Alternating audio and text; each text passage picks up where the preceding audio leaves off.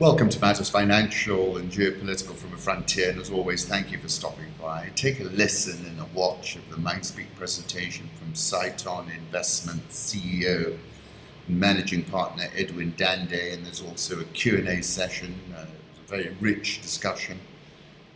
I'd also like to thank Invest Africa and Kroll for an excellent dinner last night. The event was hosted by the Right Honourable Mark Simmons, former UK Minister for Africa, whom I'd met in that capacity and who's been on the email list all this time, as he reminded me. Very interesting individuals from Kroll itself, a great perspective on what they were doing. They did a lot of work in Mozambique around the Eurobond, and they're doing a lot that they don't officially talk about. But we had a chance to hear what they were doing from them in person. Macro thoughts, Gartman on Bitcoin. This is a market for criminals and millennials, apparently. Home thoughts, what can the Dali skull tell us, asks the new scientist. Indeed. I read this fantastic book by Sir HALFORD MACKINDER in his first ascent of Mount Kenya. Apparently he was at Epsom, and I see Dr. Michael Salmon was also an old Epsom alumni, and he's written a piece which I found. I went out into the freshness of the sunrise, and beyond great herds of game grazing peacefully within a few hundred yards, saw to the south on the horizon 100 miles away the snowy dome of Kilimanjaro, and 100 miles to the north the twin peaks of Mount Kenya streaked with glaciers. These words were written in 1899 by Sir HALFORD MACKINDER at the start of his epic journey to conquer Mount Kenya, the second highest mountain in Africa. The entire party then travelled on the newly built Ugandan railway from Mombasa to the construction camp at Railhead. Arriving there, Mackinder wrote, except for the track of twin rails pegged down on widely spaced sleepers, the only signs of humanity in the broad landscape where now stands the city of Nairobi were the green tents of three little camps, my own and those of the district officer and a trader. Beyond a spoonful of soup at night time, I had nothing to eat for nearly 36 hours, except a few meat lozenges and an occasional bite of cola biscuit. Naturally, the lassitude I felt had to be paid for during the later hours. Back at base camp, we were able to relax at last. The midnight scene as we supped by the campfire, I shall never forget. The sound of the Nairobi torrent swelling suddenly from time to time as the breeze changed, and even the occasional hoot of an owl made no break in the silence of the great peak standing brown and white in the glare of the setting moon. The Pleiades twinkled over the center of the Lewis Glacier. Those evenings, this the most wonderful of them all, was spent monosyllabically, warming our hands and feet at the fire. Amid the mysterious shadows, our thoughts and our words were divided between our conquest and the red cinders that spoke of home, until presently the scene around broke silently into our dreams, compelling worship. Then, as the fire dulled and our feet grew chilly, the bark of a leopard ranging the hillside opposite reminded us of the early rise on the morrow.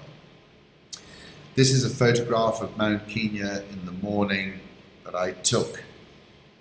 Quote from Salmon, Rushdie, the only people who see the whole picture, he murmured, are the ones who step out of the frame. And another photograph, sunrise tints the clouds, Mount Kenya. I like these two photographs. The Grevy's zebra of East Africa offers the best chance of proximity and also the best facial aesthetics, David Yarrow.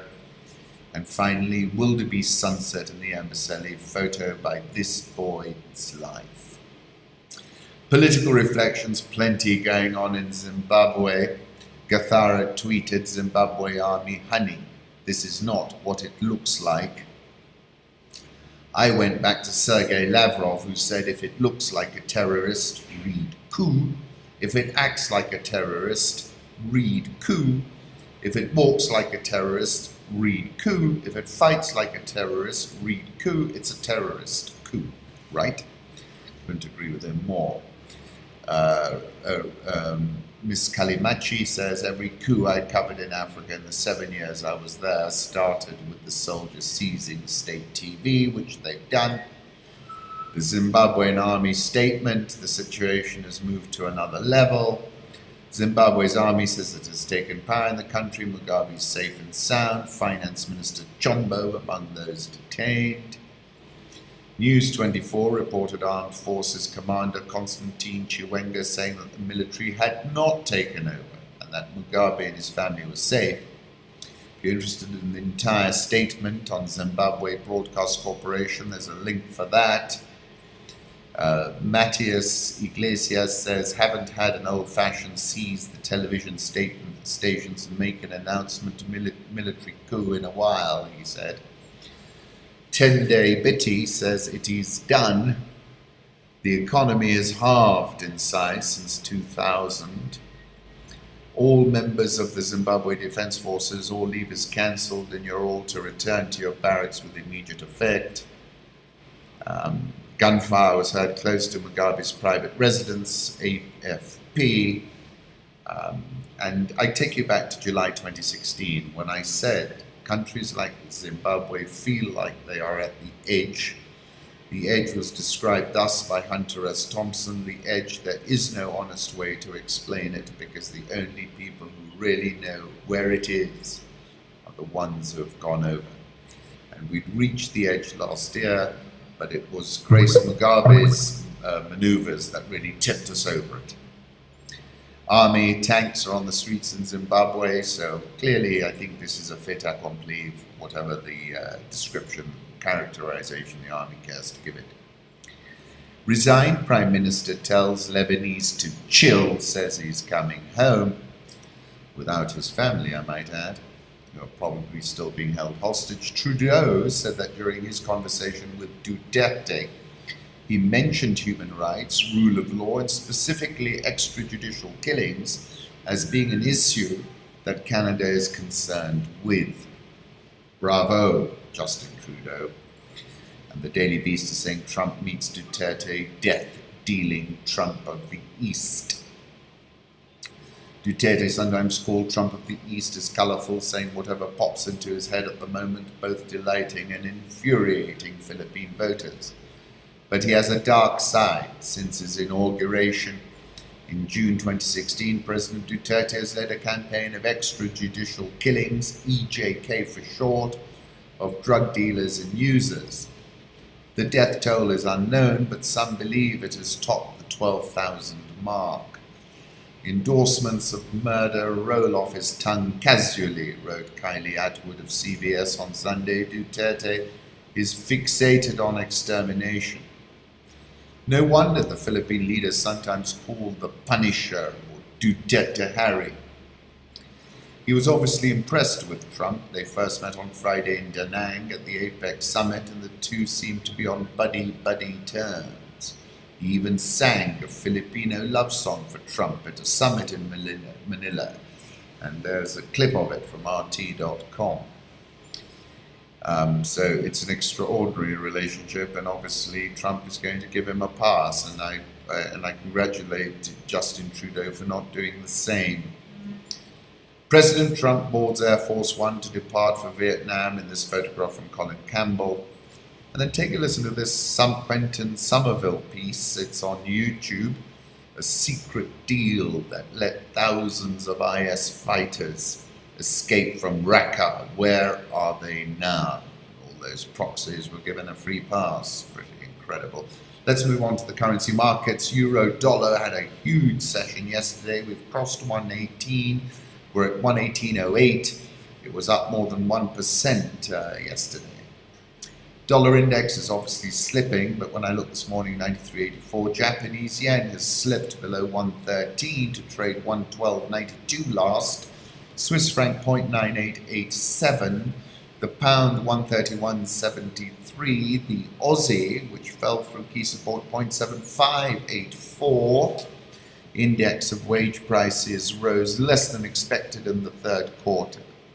Indian rupee 65.325, South Korean won 11.1309, Brazilian real 331.32, Egyptian pound 17.6585, South African rand 14.3854.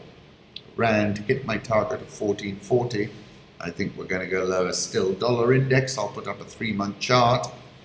But look at this, according to preliminary Q3 GDP estimates of Europe's top 5 economies, Germany up 0.8%, Spain up 0.8%, France up 0.5%, Italy up 0.5%, and UK growing at half the speed of Germany, up 0.4%. That's what led a big euro-dollar breakout. Take a look at this chart from T Commodity when it was slightly lower when he was issuing the chart, but we're now at 118.08. Germany's economy grew 2.8% year-on-year in quarter 3, a pace few believed ever possible again, says J.S. Blockland. Japan's economy grows for a 7th straight quarter, its longest expansion since 2001. Dollar yen dipped below 113. Some people are looking for a move back to 108. I'm not looking for anything like that. I expect us to regain 114. General Electric, look at this, a degree of outperformance versus the wider market. That's from Bloomberg. Commodity markets had a big drop. A Bloomberg commodities gauge dropped the most in 6 months. Crude oil extended declines after the IEA cut its forecast for demand and cautioned the global market will remain oversupplied. BBG industrial metals look bearish here. They were in reversal. This chart is from T Commodity. Gold last at 1282.29. I put together a little video of my thoughts about Saudi Arabia, the capture of a 32-year-old wannabe king and the future price of crude oil. Look, oil moves up and down. It's moved down since I spoke about it, but still the risks are all to the upside. Oil option traders are making increasingly bullish bets on how high crude can go. I'm talking about the spot price, which would be the most affected from a dramatic development in the kingdom. There's more farmland in the world than was previously thought, and most of it apparently is in India. Local currency emerging market debt is having a rough time. Big sell-off there, as you can see from this chart from J.S. Blockland. Venezuela's bondholder meeting is a bust as S&P declares default. And I was thinking cynically to myself, I wonder if Maduro's got a big line from the Russians in order to buy back his bonds at 20 cents. S&P downgrades Venezuela's credit rating to SD, selective default from CC. Sub-Saharan Africa, here you see that the Emir Sheikh Tamim bin Hamad Al Thani met with Ethiopian Prime Minister Haile Mariam Desalegn at the Emiri Diwan. That was yesterday. Rand's carry, year-to-date carry turned negative. How quickly that happened this week as the currency retreats to its weakest level since September 2016. Barring a few days in early January, the Rand's year-to-date carry return against the dollar turned negative for the first time in 2017 and is the only currency among 16 major pairs to have handed carry traders a loss on a year-to-date basis through November the 13th. The clearing yield of 10.405%, however, was 46 basis points higher than when the notes were last sold on October the 17th. Big move higher in bond yields. To me, widening budget deficits and exploding debt issuance will be the triggers for more downgrades. Bond buyers are really putting themselves at risk by loading up on new issuance here. President Jacob Zuma is seen convening the President's Coordinating Council meeting in Cape Town. Have a look at who's on his left. He was the shortest serving Finmin ever. South African all shares up 17.5% year-to-date. Dollar rand, last time I looked, 14.39. Looks as if it's going to soften further. Egyptian pound, 17.6585. Nigerian all shares up 37.5% year-to-date. Ghanai's cedi currency weakened to the lowest level in nearly 8 months on Tuesday as local businesses sought more dollars for their end-of-year imports. touched 4.5 to the greenback at midday on Tuesday. Currency plunged to an all-time low in March when it traded at 4.7 to the dollar. Ghana Stock Exchange Index is up 45.53% so far this year. This tiny African nation could be next to sell a Eurobond. This is Swaziland is debating whether to issue a Eurobond and should decide by January or February.